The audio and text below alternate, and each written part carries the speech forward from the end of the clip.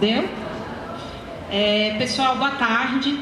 Como Elisa falou aqui, eu sou Flávia Vale, sou editora do Esquerda Diário, sou professora na rede estadual, faço mestrado aqui na FAI também, na área de educação, e também fui candidata a deputada federal pelo PSOL nessas últimas eleições aqui em Minas Gerais. E queria também agradecer muito o convite do Kafka para essa mesa e de terem articulado esse debate, que é um debate de extrema importância na conjuntura nacional, para os rumos do país e também para os rumos da educação.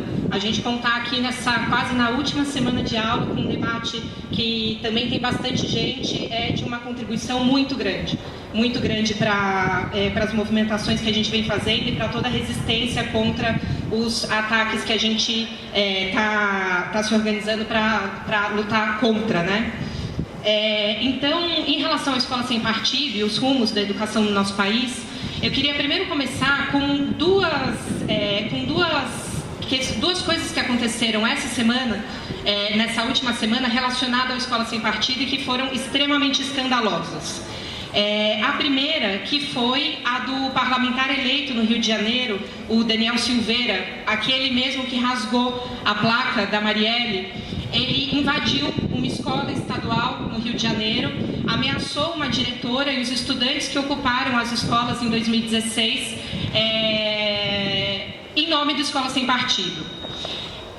No vídeo que ele gravou, ele diz assim: o marxismo cultural não será implantado e a gente vai criminalizar e punir qualquer diretor ou professor que esteja doutrinando adolescentes em escolas com a ideologia socialista e comunista. Por trás dessa perseguição lunática aos marxistas, como ele tenta colocar na fala dele, ele deixa bem claro que o projeto Escola Sem Partido na verdade, um projeto extremamente reacionário, porque é o projeto de tentar implementar o partido único nas escolas e uma escola cheia de censura. Outra situação que aconteceu essa semana foi aqui em Belo Horizonte. Imagino que uma parcela de vocês tenha visto a continuidade da perseguição do judiciário no Colégio Santo Agostinho, que desde o ano passado está perseguindo professores e estudantes nessa escola, ameaçando em relação ao livre conhecimento que tem na escola, colocando em nome de um combate à suposta ideologia de gênero, né? Enquanto tem esse combate reacionário do judiciário nas escolas aqui em Belo Horizonte, do ano de 2016 para o ano de 2017, a gente viu crescer em Minas Gerais 9% dos casos de feminicídio apenas no nosso estado. Então, o combate à suposta ideologia de gênero na verdade, para naturalizar uma realidade de extrema violência e desigualdade de gênero que a gente vive no nosso país. Em grande parte das escolas em Minas Gerais, é tão absurda a perseguição e a censura que a gente vive nas escolas, com assédios permanentes, que a gente pode dizer que, na prática, o Escola Sem Partido já existe nas escolas. E que compromete, claro, o ensino, tanto no ensino básico quanto no ensino universitário. O que querem, afinal, esses parlamentares? Deu? Parece que sim. Então, o que querem esses parlamentares, youtubers, Bolsonaro, todos esses setores reacionários? Eles querem colocar um verdadeiro cala-boca para qualquer tipo de educação crítica nas escolas, que permita um questionamento das medidas autoritárias que estão sendo preparadas pelo governo de transição do Jair Bolsonaro, com apoio de todos os setores golpistas, como o governo atual do Michel Temer. Eles sabem que a juventude e os professores, eles são um obstáculo para a implementação de reformas privatistas e de maior precarização da educação, como vem aí com a possibilidade de implementação da reforma do ensino médio, com uma batalha ideológica contra a juventude e os professores, que são linha de frente, desde 2016, contra todo o autoritarismo do golpe e do bolsonarismo no nosso país. Se aproveitando de certo conservadorismo popular e geracional em relação aos costumes, a extrema-direita conseguiu mobilizar um discurso que pretende fazer dos professores não apenas doutrinadores, mas pretende fazer dos professores o que tem de tudo de imoral que existe na sociedade. A extrema-direita ela foi preparando isso pacientemente. Desde a histeria de fake news como kit gays, que tem um respaldo grande em setores da população que realmente acreditam que isso seria uma verdade, até todo o debate sobre a assim chamada ideologia de gênero. todos os passos foram dados pela direita no sentido de mobilizar os sentimentos mais conservadores da nossa sociedade para se criar um clima de desconfiança em relação às escolas e principalmente aos professores. O Bolsonaro, ele se apoia assim num setor de massas conservadora que está reagindo a uma onda que vem crescentemente se colocando favorável em relação a direitos e com ideias progressistas, principalmente desde 2011, internacionalmente, que também teve repercussão no nosso país, como parte, inclusive, de uma resposta à crise capitalista aberta em 2008. Em 2011, a gente viu a juventude cumprir um papel importante na chamada, então, Primavera Árabe. Depois, a gente viu a crescente mobilização do movimento de mulheres, que é um movimento imparável em quase todos os lugares do mundo. Aqui no Brasil, a gente viu a mobilização da juventude com as ocupações secundaristas em 2015, a segunda onda de ocupações em 2016, que ficou chamada então como a Primavera Secundarista. Se trata então de uma reação a esse fenômeno que coloca a temática da luta contra as opressões também na ordem do dia. E se coloca a temática da luta contra as opressões na ordem do dia, move também setores conservadores, e o Escola Sem Partido é uma engrenagem da batalha ideológica das classes dominantes para tentar impor as suas derrotas. A luta contra a Escola Sem Partido, portanto, ela é parte da nossa luta contra os avanços de um projeto reacionário que ganha cara no nosso país com Bolsonaro, Zema, entre outras figuras da direita e da extrema-direita, que visa implementar uma maior inserção, uma maior subordinação do nosso país ao imperialismo. E para isso conta com o judiciário como fator determinante, como inclusive deixou bastante claro o Dias Toffoli, presidente do STF essa semana, dizendo que o STF foi sim um ator fundamental para todas as questões políticas que tiveram no nosso país no último momento e que tiveram também o apoio dos militares. Então, nesse debate aqui, eu quero debater com cada pessoa que está aqui, quais as estratégias que estão colocadas a partir da luta contra esse projeto para uma possibilidade de unificação da maior força possível da maioria de trabalhadores, da juventude, das mulheres, de todo o movimento social e popular na luta contra o crescente autoritarismo do judiciário com o apoio dos militares que a gente vê no nosso país. E para isso é fundamental a gente ver a tremenda força que tem a classe trabalhadora brasileira, que é um gigante, é uma potência enorme, que ainda não foi derrotada estrategicamente. Ainda como não foi derrotada estrategicamente nem a juventude, nem o movimento de mulheres. E essa força é a força que a gente tem que quebrar a cabeça para saber como que a gente pode fazer a disputa para que ela se levante e que possa levar consigo aliados estratégicos como a juventude na luta por todos os nossos direitos democráticos e contra os ataques bolsonaristas. A categoria da qual eu faço parte, que é de professores, especificamente da rede de professores da rede estadual, vem sendo a linha de frente, junto com a juventude da UFMG e a juventude secundarista, contra os ataques, primeiro dos golpistas e agora do bolsonarismo. A gente enfrentou greves longas no ano de 2016 e agora também no ano de 2018. E hoje a realidade nas escolas é bem difícil, porque no caso das escolas estaduais, a gente está passando por uma verdadeira punição por a gente ter feito greve com o calendário que foi colocado. E no caso das escolas particulares, é uma ameaça constante em relação a todos os professores grevistas que também entraram em greve esse ano e que fizeram uma luta muito importante que impediu a implementação da reforma trabalhista nas escolas particulares aqui de Minas Gerais. Esse movimento todo, ele vem acompanhado, como a gente está vendo na escolha dos ministros, né, nesse período de transição do governo Bolsonaro, como foi escolhido agora, recente, o ministro da Educação, que é o Ricardo Vélez, que ele foi professor emérito da Escola do Comando do Estado-Maior, indicado por ninguém menos que o reacionário Olavo de Carvalho. O Olavo de Carvalho, ele é um filósofo reacionário e está por trás do governo do Bolsonaro, e ele disse recente também sobre Escola Sem Partido. Ele disse assim, supostamente se colocando contra aspectos do projeto. Ele disse assim, vocês vão perder. Se vocês ganharem, as pessoas que querem passar a escola de partido como lei, se vocês ganharem, vocês vão gerar ódio, não só contra vocês, mas um ódio injusto contra o Bolsonaro. O Olavo de Carvalho, quando ele fala isso, ele óbvio, não está tomado por nenhum espírito democrático ou liberal.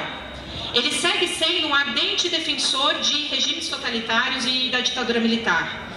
O que ele teme, no fundo, é que uma possível aprovação do Escola Sem Partido ganhe uma repercussão negativa e afete a imagem do Bolsonaro.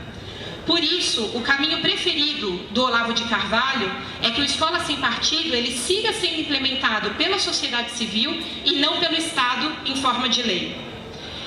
Esses e outros acontecimentos apontam uma subjetividade particular entre os professores e na juventude, de terem sido o que os melhor compreenderam e fomos também os que melhor reagimos frente aos ataques, tanto dos golpistas quanto dos que já estão sendo apontados pelo Bolsonaro. Seja pelo potencial de auto-organização da própria categoria de professores da juventude, seja o papel de intelectual orgânico que a gente cumpre como professores nas escolas e da influência social que nós ainda temos, tanto vocês como juventude, quanto a gente como professores, e eles tentam atacar e destruir a nossa auto-organização e diminuir a nossa influência em setores amplos da sociedade. Em Minas Gerais, a gente pode ver isso claramente.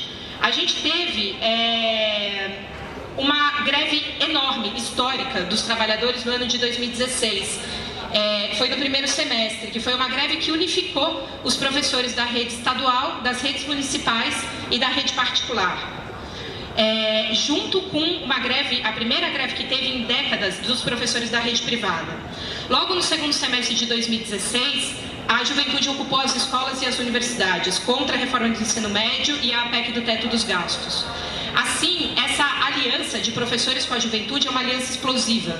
E por isso que Bolsonaro tem uma preocupação tremenda em como, em primeiro lugar para o seu governo, ameaçar uma unidade como essa. Desde o início, a Lava Jato, passando pelo golpe institucional e pelas eleições mais manipuladas da história recente do nosso país, a gente vê se articular fortemente seus interesses com ataques democráticos, combinado com ataques econômicos, como foi a implementação da reforma trabalhista e a tentativa agora da implementação da reforma da Previdência, acompanhado pela venda do pré-sal, da privatização da privatização do pré-sal, da ampliação da terceirização, etc.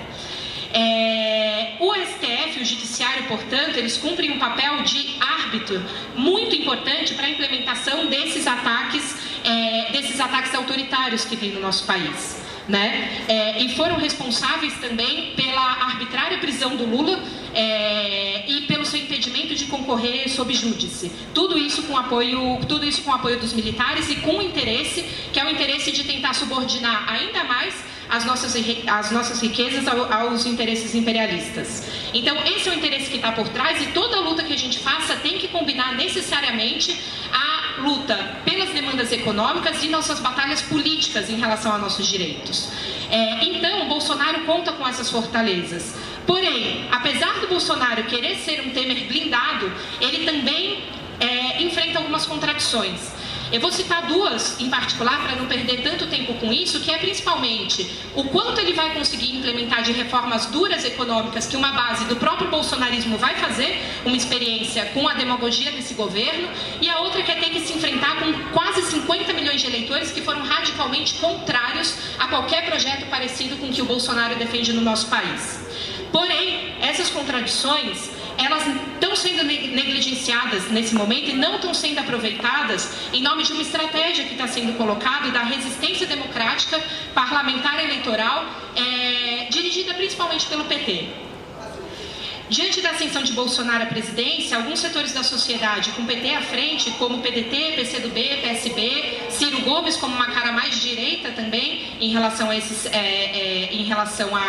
ao próprio PT, vem chamando uma frente ampla, uma frente parlamentar para resistir ao autoritarismo. É claro que o governo de Bolsonaro coloca em risco até mesmo a democracia degradada e manipulada que a gente tem no nosso país. Também é certo que a gente deve se opor contra qualquer retrocesso democrático que a gente vive no Brasil. A gente sabe que tem uma enorme diferença entre a democracia burguesa e uma possibilidade de uma instalação de uma ditadura no nosso país. Seria um absurdo a gente igualar um regime democrático burguês com uma ditadura. Porém, na medida em que os trabalhadores seguem confiando e têm ilusões na democracia burguesa, a gente tem que ser os primeiros a fazer toda a defesa dos direitos democráticos. Mas a nossa defesa dos direitos democráticos, inclusive do sufrágio universal, eles só podem ser defendidos com o método da luta de classes e da democracia operária. O que está em jogo, assim, não é apenas uma concepção de democracia, mas uma articulação real de qual unidade que a gente tem que fazer para derrotar esses ataques que estão colocados. O PT já mostrou que ele aposta numa resistência democrática inserida numa estratégia parlamentar de tentar aglutinar 100 parlamentares, num total de 513, num Congresso extremamente corrupto, dominado pela bancada da bala do boi, junto com neoliberais e golpistas, contrapondo isso com a nossa verdadeira força, que é a possibilidade de mover dezenas de milhões contra os ataques do Bolsonaro. Então, essa estratégia parlamentar, ela funciona com uma divisão de tarefas. Por um lado, o PT apostando em levar um desgaste, do governo de direita, se preparando também para as eleições de 2022, enquanto isso conta com o apoio das burocracias sindicais, como a da CUT e da CTB, que visam conter a radicalização das nossas lutas e, por essa via, contendo também a nossa luta no terreno parlamentar. Uma expressão disso foi recente. O próprio Haddad, numa entrevista, ele colocou em relação à escola sem partido, ele falou: o STF pode barrá-lo, os pesos e contrapesos de uma república moderna vão operar. Gente, é impossível a gente ouvir uma frase como essa do Haddad e não sentir repugnância, porque o STF é o principal articulador de todos os ataques autoritários que a gente está vendo nesse momento. Qualquer resistência apoiada em ilusão no STF ou numa estratégia parlamentar vai levar o nosso movimento a derrotas muito importantes. Então, para finalizar, eu sei que extrapolei um pouquinho do tempo, uma tarefa que está colocada para a gente agora é exatamente como que a gente vai mover milhões de trabalhadores e da juventude para nos enfrentar com um governo de extrema direita como o de Bolsonaro. A gente tem, na articulação de forças entre os professores de Minas Gerais e da UFMG, um potencial instalado muito grande, muito grande. A gente cumpre um papel muito importante para essa tarefa. Eu queria localizar brevemente o gigante que é a classe trabalhadora só em Minas Gerais. Em Minas, a gente tem quase 7 milhões de trabalhadores assalariados, que chega a mais de 9 milhões, contando os trabalhadores por conta própria. Quase 1,5 milhão desses trabalhadores são operários industriais. A gente tem apenas na categoria de professores da rede estadual 100 mil professores, isso sem contar as companheiras ASBs, que também são linha de frente da nossa luta, que são as trabalhadoras mais precárias da educação. Os sindicatos dirigidos pela CUT e pela CTB em Minas Gerais, eles são os sindicatos de metalúrgicos, bancários, petroleiros, carteiros, professores da rede estadual, professores da rede particular. É uma potência. A nossa tarefa está exatamente em conseguir mover essa potência, em transformar esses sindicatos de cascas vazias a sindicatos que sejam verdadeiros coordenadores da nossa luta, junto com as entidades estudantis que a gente tem nas UFMGs e em todas as demais universidades e os grêmios nas escolas. Essa é a força capaz de garantir que toda a luta de resistência dos movimentos sociais, das mulheres, dos negros, dos LGBTs, tem uma força para enfrentar os ataques bolsonaristas. É a maneira da gente unificar as nossas demandas junto com esse gigante que é a classe trabalhadora brasileira. Por isso que a gente tem que exigir das grandes centrais, das entidades estudantis que convoquem comitês de base, como inclusive foi conformado aqui na filosofia, em outros cursos da UFMG, como na Belas Artes e na Biologia, comitês de base, que sejam comitês que tenham um único objetivo: conseguir massificar a luta contra o Bolsonaro e coordenar os setores de vanguarda que já se levantam contra esse governo de extrema direita. Isso é a única maneira que a gente pode também chegar e levar à frente as demandas mais fortes de todos os setores oprimidos, e que essa luta de todos os movimentos sociais e dos movimentos de mulheres e LGBT, a nossa força está nas ruas, a nossa força não está no parlamento. A gente é mais radical quando a gente vai para as ruas junto com a classe operária, e é isso que está colocado para a gente nesse momento. A gente do MRT e do Esquerda Diário, por fim, a gente apresenta essas ideias num manifesto que a gente recém lançou, que está aqui, depois eu mostro, que eu não trouxe aqui para a mesa, para discutir com todo mundo, e tem um debate em particular também com os companheiros e com as companheiras do PSOL, nesse manifesto, porque é importante a gente ter esse diálogo nesse momento. O pessoal em Minas Gerais teve uma votação importante nas eleições, dirige o sindicato de professores da rede municipal de Belo Horizonte, e está colocado para esses setores, a partir das influências que a gente tem, ainda que extremamente minoritária, da gente conseguir unificar as nossas forças para conseguir fazer a mais ampla frente única, capaz de fomentar a auto-organização e a nossa resistência a partir da luta de classes, para a gente poder, dessa maneira, preparar uma forte resistência contra os ataques do Bolsonaro e, desde essa perspectiva, a gente poder lutar, colocar todos esses setores reacionários no seu lugar. Muito obrigada.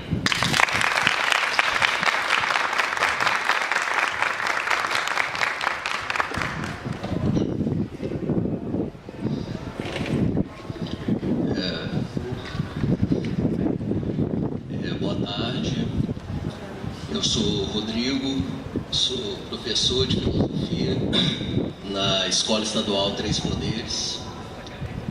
Já faz aí uns 12 anos que eu estou na educação, trabalhando com a disciplina de filosofia, né? E hoje, né, eu estou aqui mais uma vez, eu já estive aqui anteriormente também, falando sobre o ensino de filosofia, quanto às minhas experiências. Hoje, né, retorno novamente para tentar trazer também uma reflexão referente às experiências, pelo menos, né, que eu tenho tido dentro das escolas em relação a essa ideologia da escola sem partido.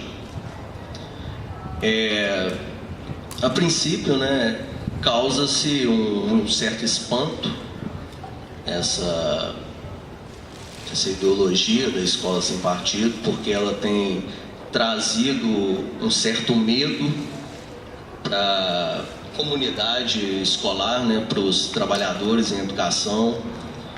E esse medo, ele tem feito com que os professores, principalmente, passassem aí a aderir também a essa ideia da necessidade dessa escola sem partido. Por que eu estou dizendo isso, né? Pelo menos onde eu trabalho, no Três Poderes, eu acho que muitos de vocês aqui conhecem essa escola. Lá no ano de 2015, né, houve ocupações durante todo o período, né, das ocupações aí promovidas pelos estudantes, referente aí à PEC, né, 241, a PEC dos gastos. E em meio a essas manifestações, né, dos estudantes, houve um certo repúdio da parte dos professores. E esse repúdio não foi exatamente apenas na escola Três Poderes, aconteceram em outras escolas secundárias também. E esse repúdio, de alguma forma, ele trouxe também um certo medo para os estudantes e também para os próprios professores, que eram aqueles professores que estavam apoiando os estudantes naquele momento, né? Esse medo, ele veio por quê, a princípio, né? Enquanto aos estudantes, houve acordos dentro das escolas em relação à participação desses estudantes, principalmente as escolas que não fecharam completamente, como foi o caso do Três Poderes, né? E lá, nesse acordo, era que